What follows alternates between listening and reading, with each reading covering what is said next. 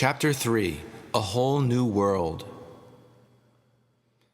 As time went by, it became increasingly difficult for Mom to make ends meet. Dad was no longer contributing. His drunken binges, which landed him in jail for long periods of time, made it impossible for him to hold a steady job. The time came when she wanted to make a clean break and began looking for a way to do so. With homelessness an inevitability, and as a temporary measure that would make it possible for her to work and save money, Mom decided to split up the family. She gave up the apartment and had us moved into a shelter for homeless children located on the upper floors of Jersey City Medical Center while she stayed with Aunt Peggy. This became our home. It may have been for a month or more, but in my mind it seemed like an eternity. My earliest recollection of this experience is waking up in a large steel bed to a cold, antiseptic environment with tile floors and barren white walls.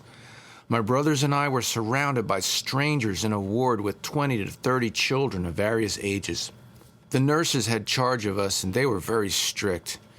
We tried our best to stick together and comfort each other, but one day, for no apparent reason, one came and moved Bobby to another floor. He was crying frantically. We were all in tears, pleading with her, let him stay. But it didn't help. She dragged him out by his hand, and we didn't see him for days. Sometime afterward, we were reunited, and it was a joy to be together again, because for the time being, all we had was each other. Throughout this traumatic period, I had to be the stronger one. They always had plenty of questions, and I had to come up with some answers, anything that would give them a sense of peace, ease their loneliness, and take their mind off Mom. Thanksgiving Day, Dad took us over to his mother's for dinner. It felt good to be back in a family environment and eating wholesome food. The table was set with turkey, stuffing, mashed potatoes, turnips, cranberry sauce, corn, string beans, and a lot of gravy. We ate to our heart's content. During the course of the meal, however, certain things transpired, the details of which escape me now, and I found myself sitting alone in the hall outside the apartment waiting for my mother to come pick me up. She and I caught a bus to Aunt Peggy's house, and this is where I stayed. I was never sent back to that shelter, and neither were my brothers. They were taken in by Dad's mom. Before Mom picked me up on Thanksgiving, she had been spending all her spare time pursuing her goal of being independent and finding an apartment for us. This continued every day. She went to work, came home, and renewed her hunt with me in tow.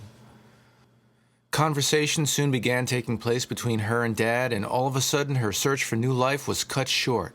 We ended up moving into an apartment right next door to his mother and were reunited as a family. Once in the house, it took no time at all for him to return to his old ways. His drunkenness and physical abuse of Mom and me escalated with the progression of his alcoholism. We found ourselves right back in the same situation, only worse. Again, struggling to pay bills, Mom took on a second job. I watched over my brothers from the time we got out of school until she came home at 9 o'clock, with my grandmother next door as a base. Grandma's house was where we ate dinner, and just the thought of having to go over there was enough to make my stomach curl. Here were 4 children, ages 8 to 13, coming home to 3 drunks. Her, Dad, and Granddad. She was there drunk all the time. Dad would come in when he was put out of the bar, falling down and sleeping in the gutter along the way. Granddad's presence was rare, but whenever he did pop in, he was nice to us. This was a welcome change compared to the horrible treatment we received from the other 2. They often sat together, scheming, with her playing the role of the instigator, telling him we ruined his life and provoking him to anger. Because of them, I spent a lot of my time in the street. When the door opened, I took off running and ran until I couldn't run anymore. I raced anybody who was up to the challenge and talked garbage to those who were not. The seeds of early manhood were now sprouting within me, and my contempt for the life that held me prisoner was turning me into a stallion anxious to break my reins and run wild. This was evident during my days of play, but especially at night when we pitched cards and indulged in forbidden activities that boosted our masculinity and self-esteem to new levels. Around freshman year of high school, I was befriended by Johnny Nelson, an older, good-looking kid living in the fast lane. After third period, we would leave school, buy wine and loose cigarettes, and catch a bus into New York City, using money I earned maintaining 2 newspaper routes.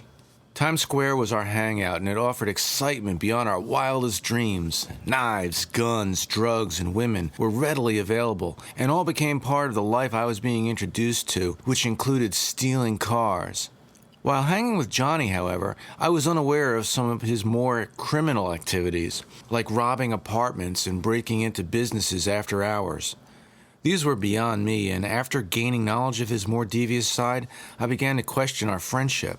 One day after cutting school, we picked up our girlfriends and caught the bus into Newark to be on Jocko's Rocket Ship Show, a teenage dance program televised on Channel 13. When the show was over, we dropped the girls off and put in a few hours at our part-time jobs at an ice cream parlor down the street from the school. There was another girl by the name of Arlene Pinelli that I was very much interested in who lived in Union City. After work, we stole a car and during our joyride drove up to see her. We later abandoned the vehicle in a spot where we could have access to it later and hitched a ride home on the back of a bus. For days, Johnny and I went back and used the car. I would drop by to see Arlene as we began developing a closer relationship. She was different than all the other girls I had known, and I just wanted to be around her. Her family life was even different. They sat down and ate dinner together. There was laughter, closeness, and respect. Her father went to work every day and was a good provider. He was a kind, loving husband and a positive influence on his children. Her mother cared deeply for her home and family, not being mentally and physically burdened with the insanity my mother had known. Most importantly, they welcomed my presence. To have that escape for just a few hours seemed, at the time, well, worth the risk I was taking to get there. After my visits with Arlene, Johnny, me, and later my brother Freddie, who developed a rapport with Johnny and began hanging out with us, would connect, dump the car, and start our trek back home. Things started spinning out of control when other kids in the area began using the vehicle for intimate encounters. Before long, they were caught by the police and gave my name as the person who stole it. While walking home one afternoon, I saw detectives sitting outside the house with one of the kids in the back seat of an unmarked car. They said they wanted to talk to me, and I told them I needed to go inside and tell my parents they were there to arrest me. I ended up spending the night in a juvenile detention center charged with car theft. The next day I went to court. The judge said he had been told Freddie had a part in the incident, but I said, no, it was just me, and accepted full responsibility. Luckily, it turned out that my mother knew the judge and the case went no further. When we got home, Freddie thanked me for not squealing on him. But in my mind, it was no big deal. Protecting him was just second nature, since I had been doing so for such a long time. After that incident, I phased out of my relationship with Johnny, but he and Freddie got closer. Soon, Freddie was drinking, stealing cars, robbing businesses and houses, counterfeiting money, and using heroin. Within a year, his drug use and criminal behavior escalated, and he started doing jail time at the age of 15. I saw where my brother's life was headed, but couldn't do much to help him because my future was in jeopardy as well. When I was 16, my guidance counselor called me into his office and gave me the option of dropping out of school since I had been missing so many days. I took the offer and began hanging out on street corners and in luncheonettes. Soon, Arlene's mother, out of concern for her daughter's well-being, started talking to me about my future. She suggested I go to school and learn how to cut and style hair. I tried it, but I didn't like it, so I eventually dropped out. Discouraged, I started hanging out again. I had my own car then and found myself running with a new crowd in Union City. Spending less time at the Pinelli House, I was eating more meals at home and was forced back into the madness I wanted to escape. One night I came in past curfew. While in the bathroom washing my face, Dad rushed up behind me and pulled me from the sink. He then caught me between the door and the wall and began punching me in the head and face. Totally caught off guard, all I was able to do was cover my head with my arms and shield myself from the blows. Awakened by the commotion, Mom stood in the background screaming for him to stop. He eventually exhausted himself and walked away. Tearfully and totally confused, I just went to bed wondering when this craziness was ever going to end. The next evening, I was stooped down putting the rear plates on a used powder blue and white Chevrolet convertible I had just bought when I felt extreme pressure from both sides of my body. I was being crushed between the bumper of my car and another that had backed up behind me. Unable to breathe and in a state of panic, I looked up and saw my father on the sidewalk with his hands in his pockets, observing what was going on. With no sign of alarm, he just turned and walked away. The car soon stopped and I was able to squeeze out safely. Although there were only minor physical scars, the emotional wounds ran deep. This incident clearly told me that I had to make a break and stay away for good. Several days later, I came home and sensed something was wrong. Walking into the kitchen, I saw Mom on her knees with blood in her mouth, crying. Her dentures were in a chair, also covered with blood. Immediately, I knew my father had beaten her and knocked her teeth out. With full mental clarity, I walked into the parlor, picked up a large floor lamp, and beat him with it until he fell to the floor. Freddie and I then dragged him out of the apartment and threw him down a flight of stairs. The next day, he came home from the hospital with teeth missing, stitches in his mouth, and broken ribs. He moved his belongings to his mother's house, and I never spoke to him again. It felt good to have finally stood up to Dad after all those years, but the good feeling didn't last long. The hate was still there, like a fire ready to leap out and engulf its surroundings. I needed something to occupy my time and take my mind in another direction. Relief came when Mrs. Pinelli informed me of an opportunity for a management trainee position at Two Guys department store in North Bergen. I was too young to apply, but forged my birth certificate and got the job. Two Guys was a good experience for me. This was a chance to move my life in a positive direction, and I was inspired to do so with the support of Arlene and her family. Everything was going exceptionally well until Mrs. Pinelli began reading about Freddie in the paper. Perceiving that she was having second thoughts about having me around her daughter, I started distancing myself from my adopted family. Separated from the Pinellis and seeing less and less of Arlene, I started running the streets again. Our relationship really came to an end when she returned home after a 2-week summer vacation. Something was different about her, but I just couldn't put my finger on it. Shortly afterwards, I found out she was pregnant by a guy she had secretly dated. My heart was deeply broken, but I bandaged the wound and kept moving. During this period, I was forced to do a lot of bandaging as my world continued spinning in its unstable orbit.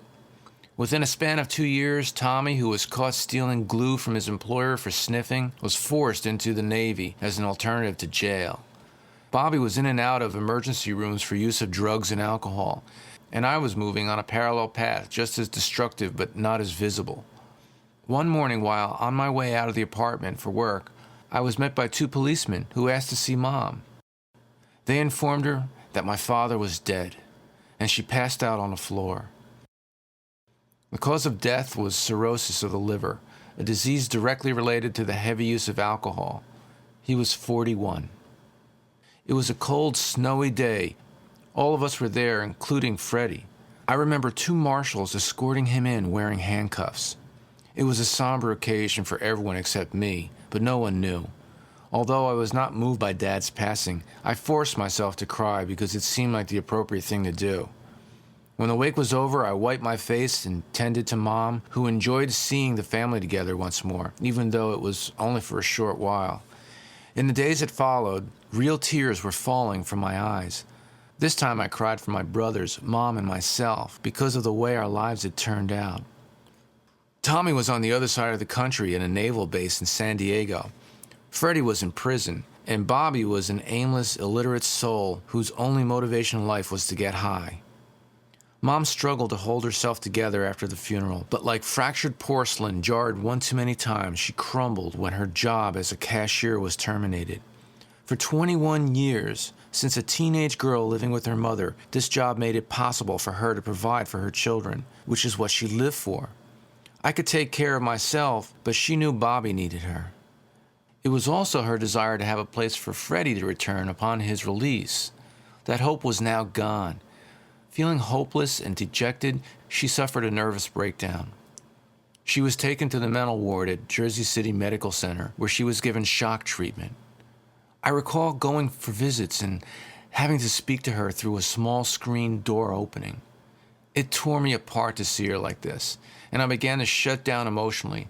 I didn't want to believe she was in so much pain, or that my brothers were traveling such a wayward path. And in each situation, there was absolutely nothing I could do. The feeling of powerlessness rocked me to the core, and I didn't like it, So I turned my head and walked away, determined to move into a new arena, a world where I could be somebody with the ability to direct the outcome of my existence.